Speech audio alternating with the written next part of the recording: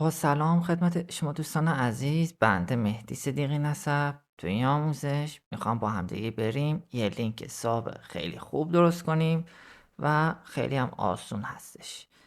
خب کدی که داخل کانال قرار دادم رو همین فایل worker.js همینو کپی میکنیم کدشو و اینجا پیست و دپلوی رو میزنیم.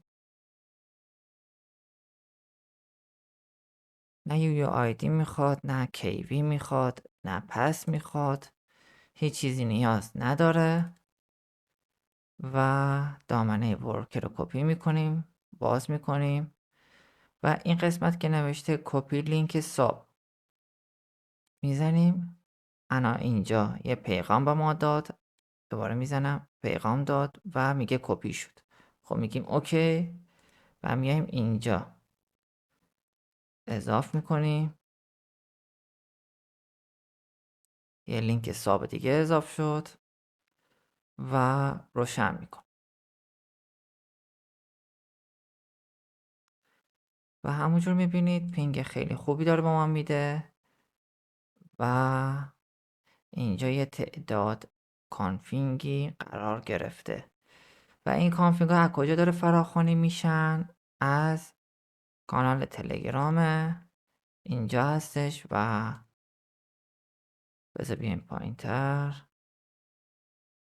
ببینیم کجاست دقیقا.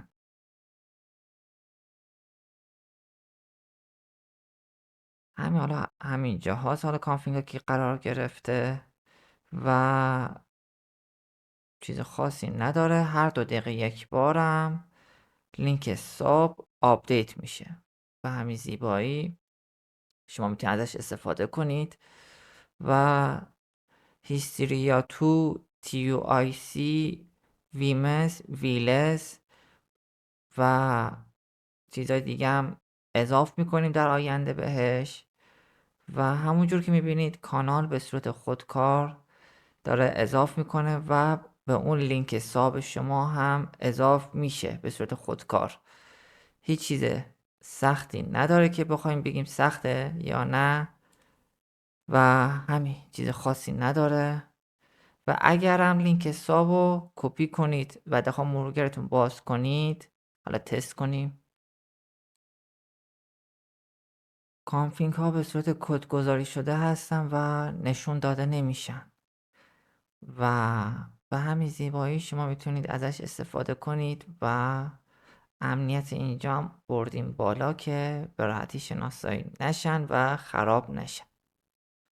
ممنونم تا اینجای آموزش با من همراه بودی.